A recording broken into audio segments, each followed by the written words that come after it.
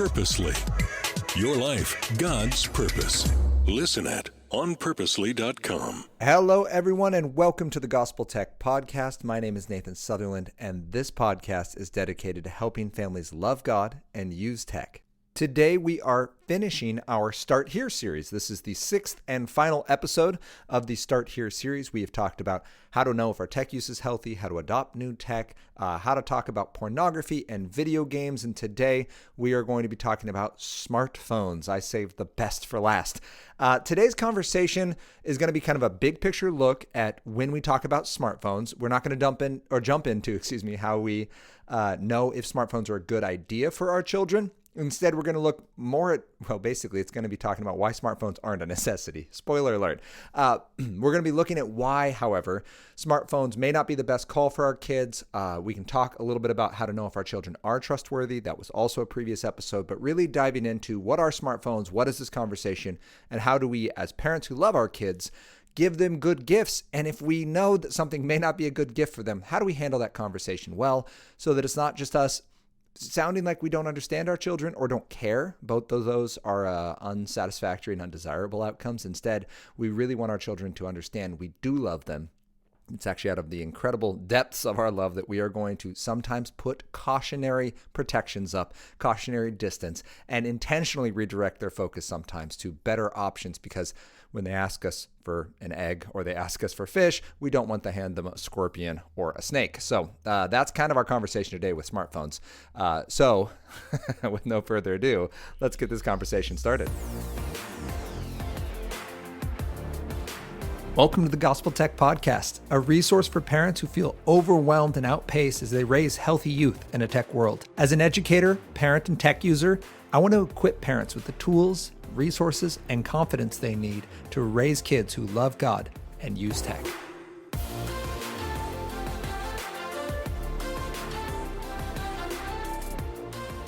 Thank you to everyone who's helped make this podcast possible. Thank you for listening right now, giving your time and your focus. Thank you.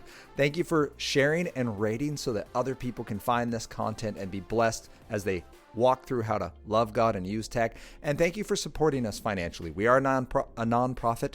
Anna and I do this work because we are donor supported. So thank you. Some of you have gone to gospeltech.net. You've given there. You've gone to flintandiron.org, which is the nonprofit organization that this is a ministry of. Thank you for joining us on this journey and being a part of it. That's amazing. Today's conversation is going to be about smartphones. And this is very pertinent because just this week, I had the opportunity to do a talk at a house, actually. A co-op of homeschoolers brought me in and had a really cool conversation with like 20 people.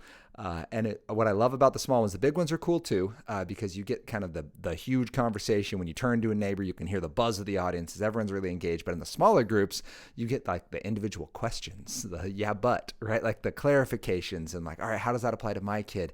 And it was super cool. It went way into the wee hours. It was supposed to be done at like 8 something, and I think I left at almost 10. And that's so cool and so exciting to me. And what I loved was the smartphone portion of that conversation. It was on the big three. So the first of a 2-part series of talks I do is the big three, where we talk smartphones, video games, pornography. Very similar, actually, to what you've heard in this podcast series for Start Here. So I'm excited about this because this is top of my mind. And there were things that I didn't have a chance to share last night that I want to be able to share today. So when we start this, I mentioned in the intro, we're talking smartphones.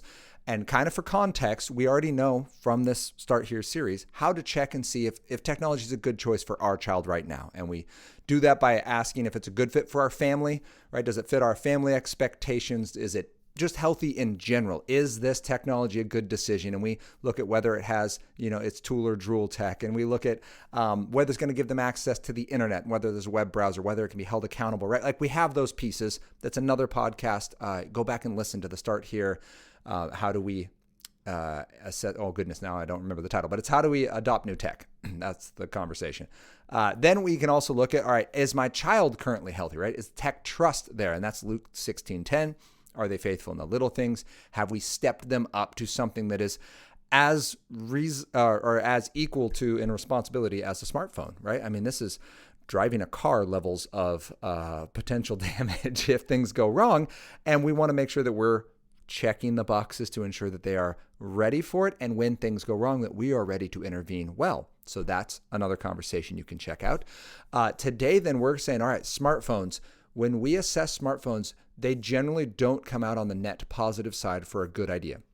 Now, if you've already given your child a smartphone, I'll give this to you up front. You say, hey, my kid already has a smartphone, and we're talking kids 16 and younger. If you have a 17 or an 18-year-old and they want a smartphone and they're showing themselves as trustworthy with this technology because of how they treat their siblings and how they do their work and how they handle themselves in real life, that's awesome. There's absolutely a time and a space to start training them for the real world. What we're also seeing, however, is that kids are going to college and they're dropping their smartphones. Because most kids, when they say, I want a smartphone, they want social media.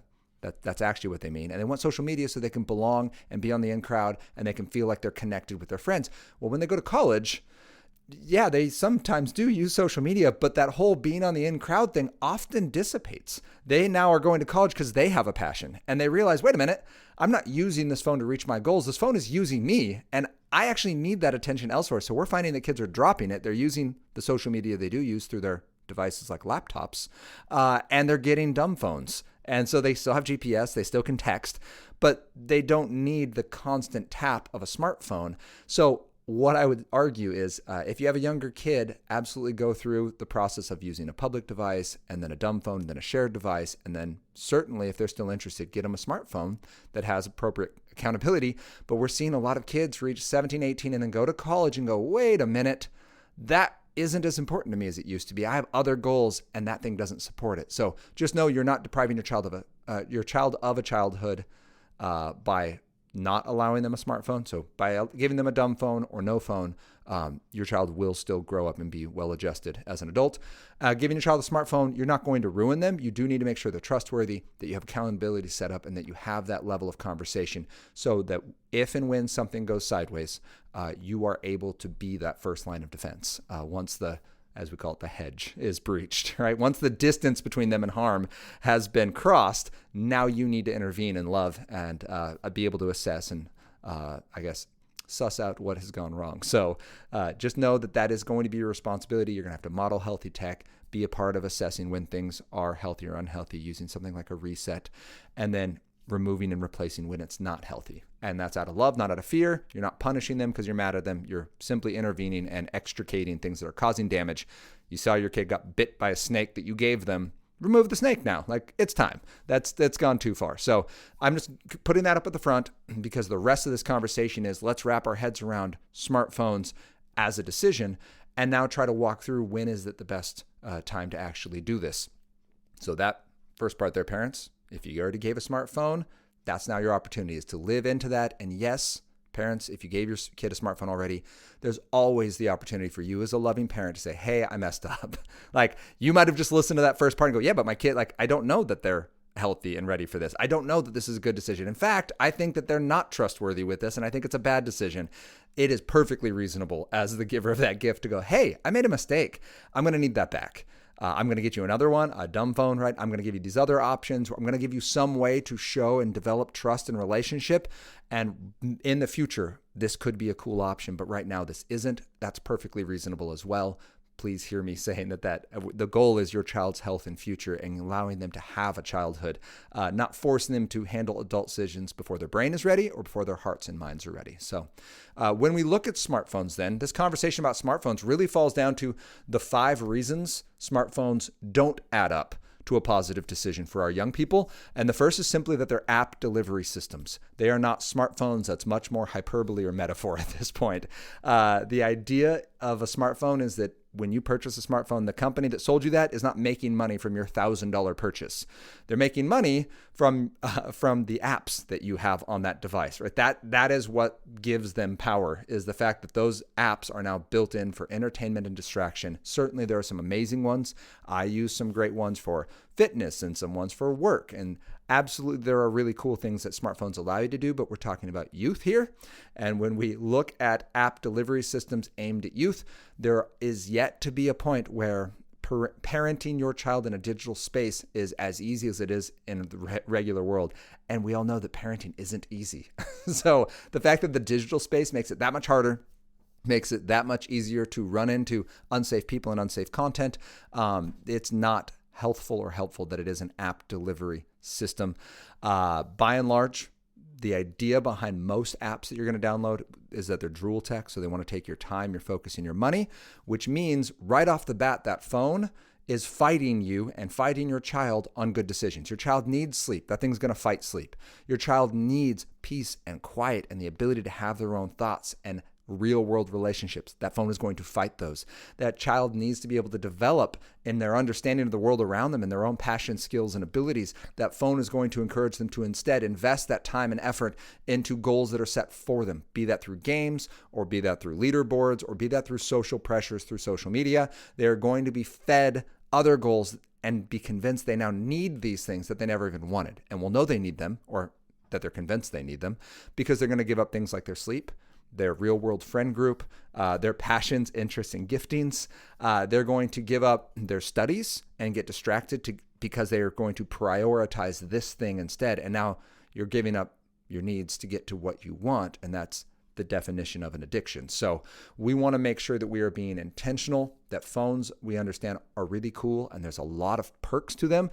But one reason the downsides outweigh the upsides is that they're app delivery systems, which means they're fighting for your attention. They are not neutral. They are designed to get you to come back more often than you want, spend more than you intended, and stay longer than you had planned. So that's the first reason. Smartphone's not a great decision for kids under the age of 16. 2 is that social media and mental health go hand in hand. And almost every kid who says, Mom or Dad, I want a smartphone, what they mean is I want social media. So, one of the main things that these devices deliver is entertainment. And one of the primary ways they bring entertainment is through social media. I guess we'll go on twofold. So we'll start with the distraction side of the entertainment delivered by these devices, and on that focus on social media. So social media is designed to take your time, your focus, and your money. And there's a number of ways they do this. A short list goes through notifications. So it'll ping you when someone sends you a message, but sometimes it just pings you when you haven't done anything in a while. And you'll notice that Tool Tech does not do this. So Microsoft Word never sends you a note at 11 p.m. of like, hey, haven't seen you typing here for a while. It just doesn't work that way because it's designed to only help you write. And then it waits until you come back to write it. It's much more like a bicycle. Social media is not. It is the very nosy and annoying acquaintance. I was going to say accomplice, but acquaintance. So notifications is one. The infinite scroll, where you can go down a feed and there is no bottom. It just constantly is bringing new content.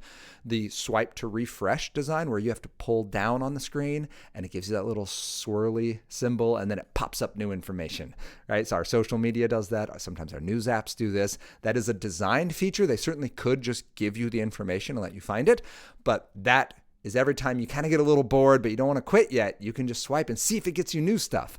That is a design feature for retention of attention. The candy colors on them, if you don't believe me, make your screen black and white for a week. You will notice a difference. Most people don't make it a couple days because it's just so unsatisfying, and they'll find some excuse for it, but it is different when you have black and white. Those colors are there, the vibrant colors now in 4K and OLED, and all the ways that we can get the deepest blacks and the brightest blues and yellows and greens. It is intentional because our brains like that. Another one would be likes and follows. If it ties in behavioral and social belonging as part of the reward system. So if you can like things, if you can follow people, if you can comment on it, that is social, and that can have an engaging effect. This is why YouTubers are so popular, or Twitch streamers, or these personalities where they're not necessarily special and good at any one thing other than being engaging, and they create content, and we're attracted to them as individuals and as people and by their content and personalities, and we just enjoy being kind of in that space. That is part of the likes and follows. So when we then get, as Nir Eyal would explain in his book Hooked, when we have a trigger, like I'm bored, or I need to go like look this thing up, and I go now to YouTube and I invest in YouTube, and now I get a variable reward in likes and follows. It could be a like, it could be a follow, it could be a comment. It doesn't even have to be a nice comment. Just someone commenting on my thing, one, bumps my likelihood of being seen by others, and 2, shows me that mattered. Now I got some feedback and I stirred the waters, and like I'm part of this conversation now, so that now I'm invested, and now the next time I feel bored or need to go find something, I'm more likely to follow that same route. That is intentional behavioral design, and we do want to be knowledgeable that for young people, that can feel like a loop that's hard to pull out of. There's always fear of missing out going on.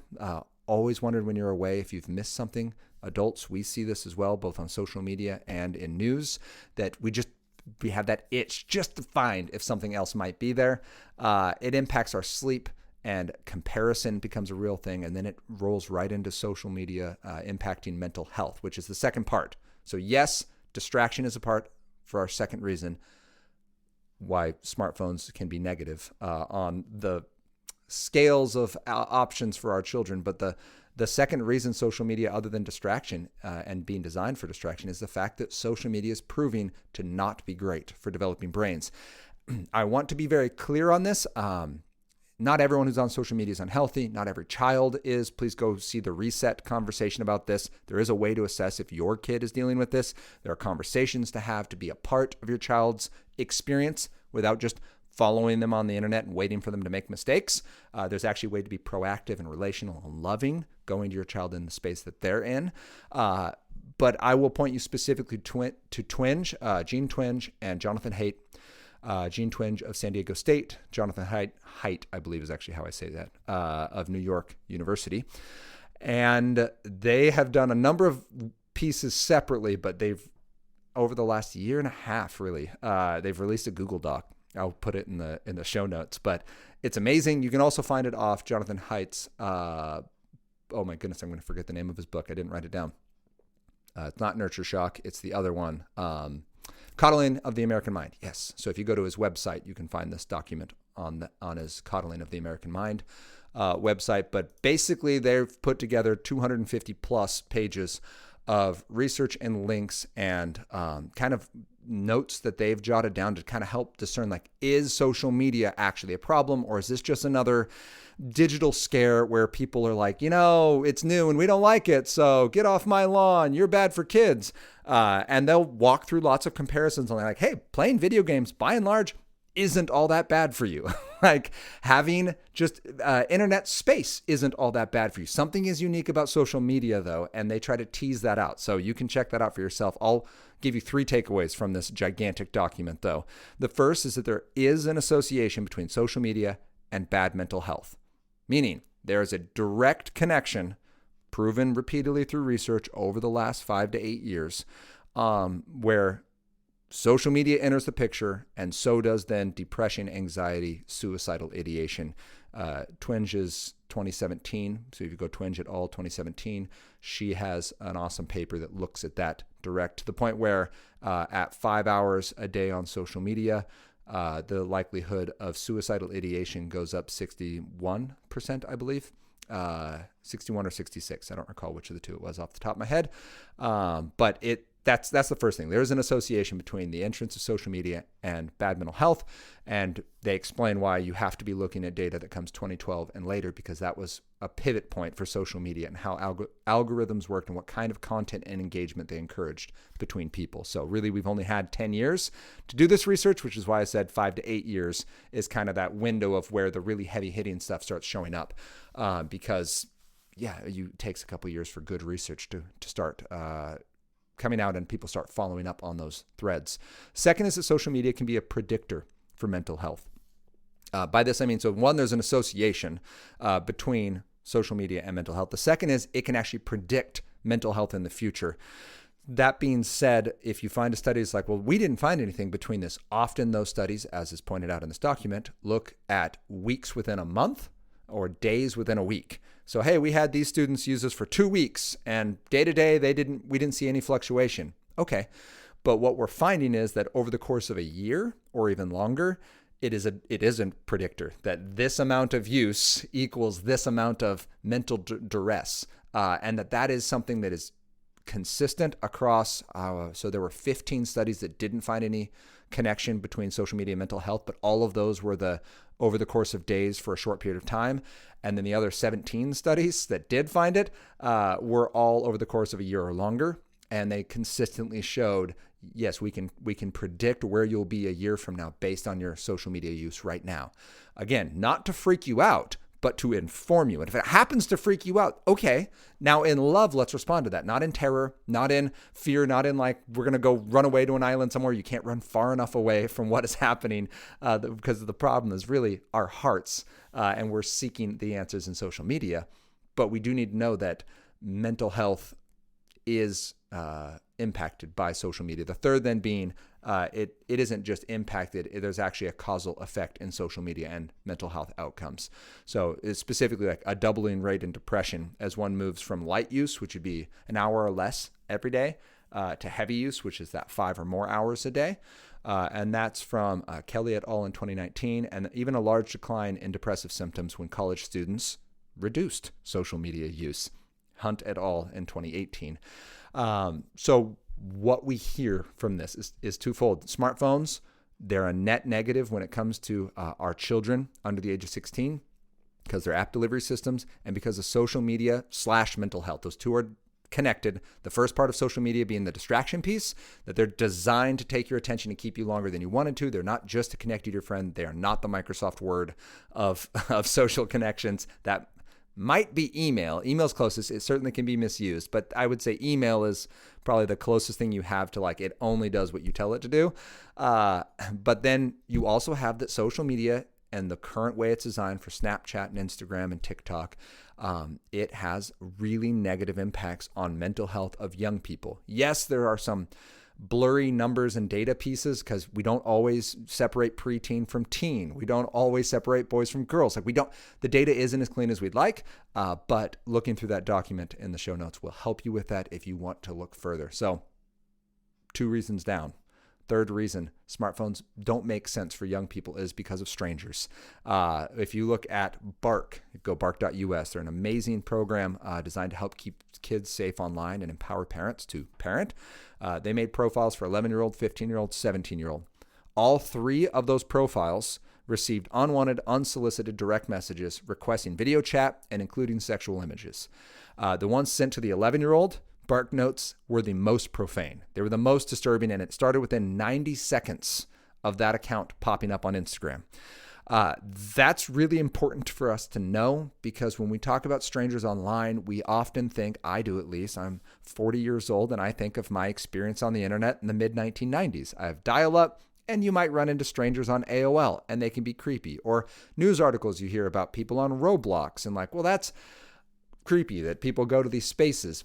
But we are also talking that it gets a lot more personal a lot faster because with a smartphone, the messages come straight to your child. It's not on a Reddit forum. It's not out there on a search that we hope they don't make and we hope to intercept and intervene. This is coming directly to our child's account that we created. They now have a personal portal to the internet and to all the strangers that go there. And that is not something that is a net gain for our children. Yes, there are things we can do to make it safer, parental controls, searches, limiting certain opportunities. But at the end of the day, this is the internet, and the internet is what it is. It's a digital cul-de-sac where people go to hang out, and it's located next to a freeway and a federal penitentiary in the red light district at midnight.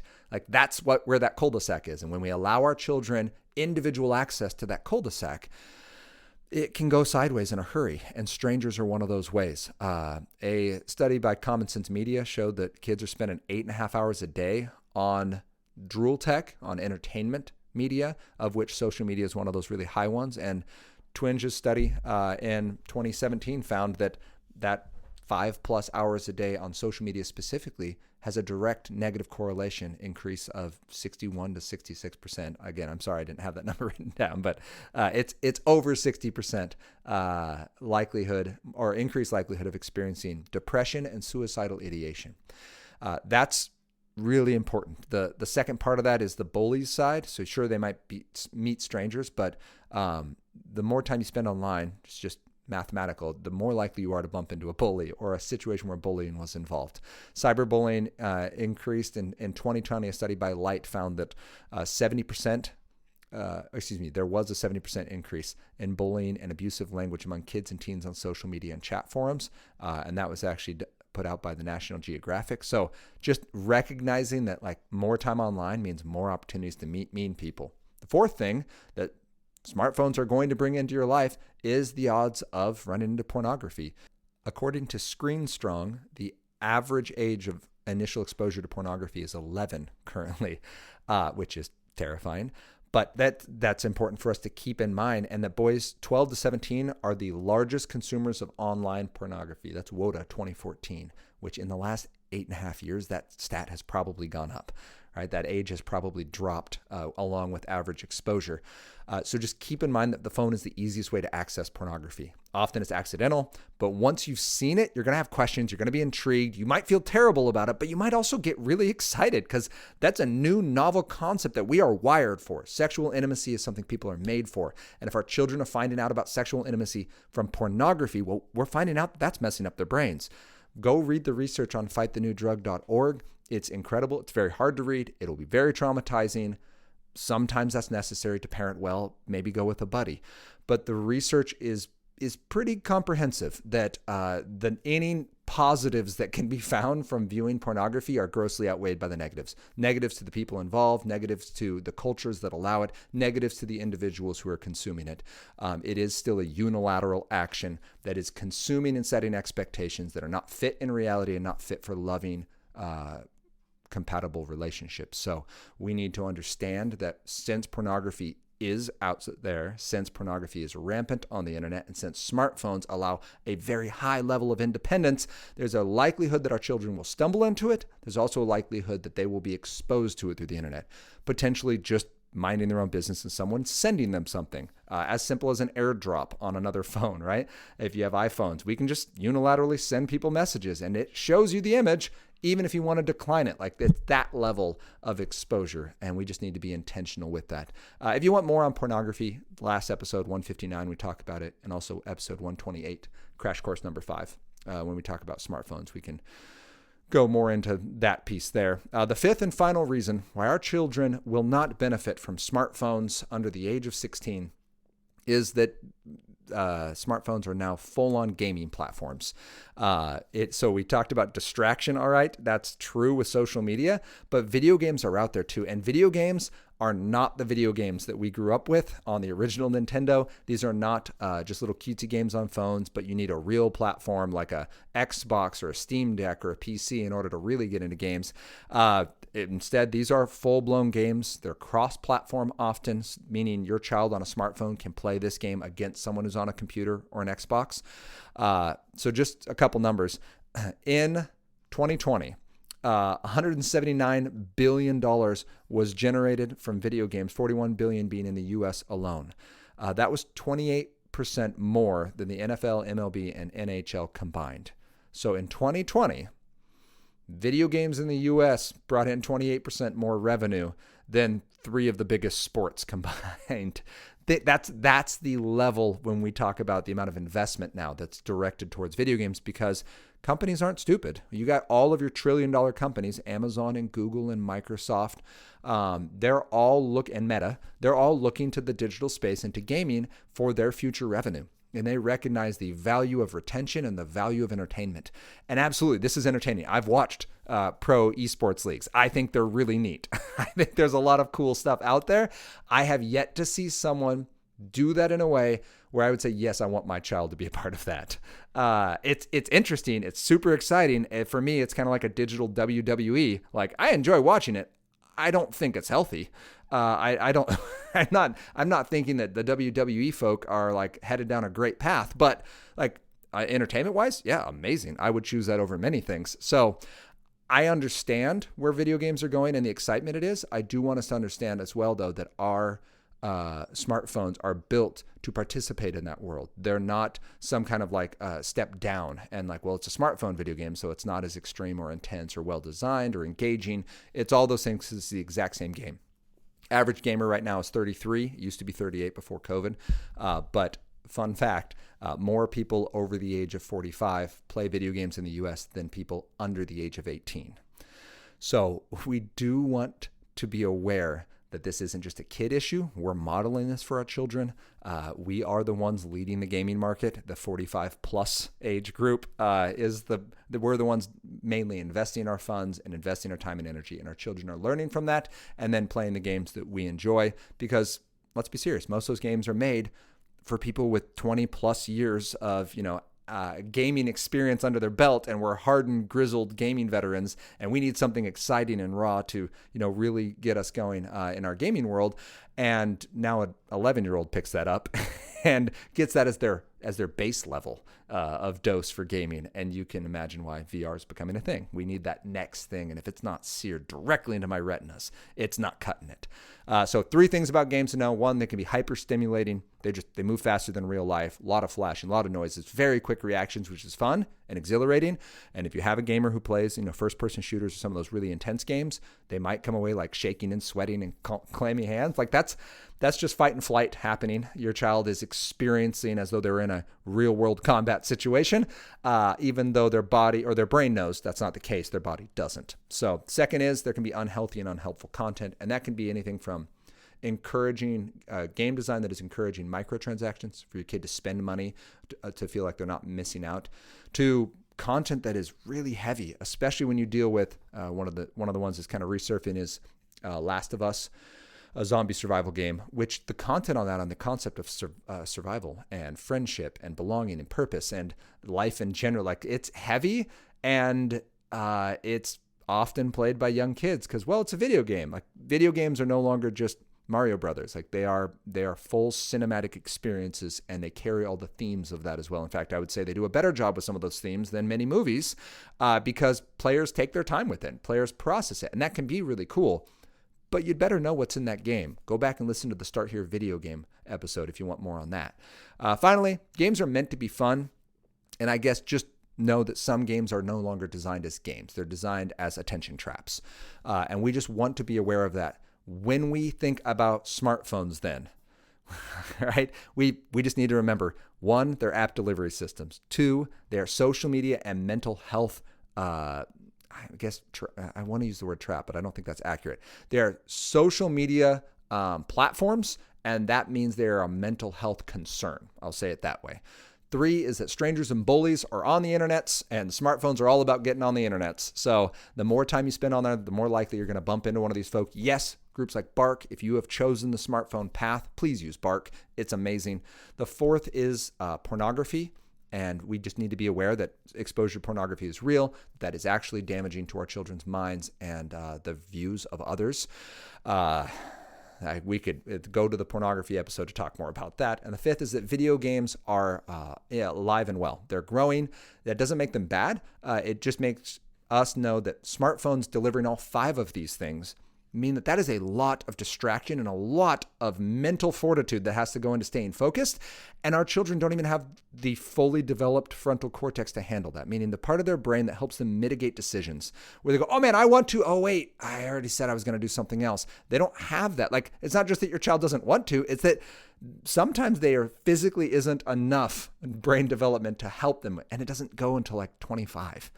So our goal then is to delay the amount of time, as Chris McKenna from Protect Young Eyes says, that they can have a childhood. And I love that idea. This idea of like, we just let them have friends, let them have experiences, let them have fun. Certainly play a game or 2, enjoy that, and then be able to walk away. And it's very hard to do when that smartphone is in your pocket and it's always right there. So when we look at smartphones, they're a net loss. And I would encourage you, if your child really wants a smartphone, listen to the previous 2 about how do we know if it's a good choice for our family and how do we adopt new tech, right? That tech trust side of it. But starting with a shared family device, it's in a public space like a computer. Great. You can go on social media. You can view it from this public computer. We can all see it at the same time.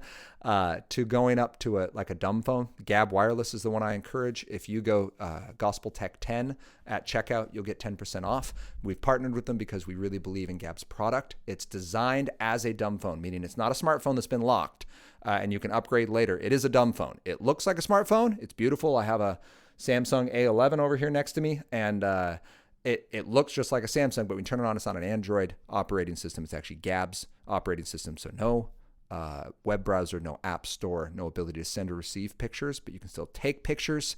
You can store them on there. You can text. You can make phone calls. It has GPS. It has the basic functions that we need phones for, and it actually functions as a phone. And Gabb is doing a great job with that. So get a Gabb dumb phone and then go shared device. So yeah, you can use mom and dad's device. This is real smartphone, real internet, but there's still accountability on there. And eventually graduating to, once they've proven their trustworthiness along the journey, they can graduate to a smartphone if they want one. I've found that a lot of kids want that access and connectivity, and a lot of kids realize by the time they're 16, 17, 18, man, I'm watching my friends and I don't really love what's happening. Like, I want to belong, but I don't love the things that come with belonging in this way. And they start to wrestle with that conversation of, is this worth it? And that's all we want. If they say, yes, it is, awesome. They've at least recognized it. They now have tools to recognize that. They've seen it from an outsider's perspective, and they know that you're on their team fighting for them, not with them when it comes to technology. And that's what we want. So go Gabb Wireless. If they have a smartphone, use Bark. Gospel Tech is the checkout code for Bark. That'll get you a discount as well for our listeners. So go ahead and support those awesome companies. And whatever you do, though, when it comes to smartphones, make sure you're having these conversations with your young person. Point them to resources where they can be connected and they can know that you're fighting for them, knowing that they can bring all their concerns and their fears and even their mistakes to you, because that's amazing. Because our goal here isn't just avoid all the bad stuff in the world. Our goal is give our children the best stuff, right? They're good, or we're good parents. As good parents, we want to give them good things. And as young people, we want to make sure that we are giving them what they've asked for, right? When they ask for something good, we want to give them something good. And smartphones, oftentimes for young people, it's just a leap too far. There's too much that can go wrong. There's too much danger involved. That's not speaking from a fear perspective. That's speaking from a love perspective of, as someone who wants to give my kids great things, this doesn't add up. It's too much risk for the reward I'm going to get. So I hope this was encouraging to you. I hope this Start Here series is something you feel like you can return to and listen to, and something you can share with your friends. When they have questions, comments, and concerns, you can give to them. I know this one went a little long, but man, I wanted to give you enough so when you hear smartphones, you know more than just, smartphone's bad. You can hear like, well, no, like smartphones, they deliver things to my child, and that makes it hard to parent. And you know what? They really are fighting some of our intentional choices as parents. And you know what? Like, that's not somewhere I would send my kid in real life. Why would I send them there in a digital space? Like, I hope that helped you process through those 5. And then as you make the decision to give them a smartphone or to process the phone you've already given, you now have talking points for that, because you know where to look. You know where to seek if something is going wrong. And if it is, you know that removing a smartphone in love is always a healthy, loving option. That doesn't make you a bad parent. It doesn't make anyone a failure. It's not a reflection on your child's value or on yours. Instead, it is simply a way to help your child have space to make better decisions, to make mistakes harder to make, and to give them a little bit of distance from some of the mean people and bad situations that can happen on the interwebs when things do go sideways. So I hope this was encouraging to you. I hope you'll share it with others who could use it as well, and that you'll join me next week as we continue this conversation about how we can love God and use tech.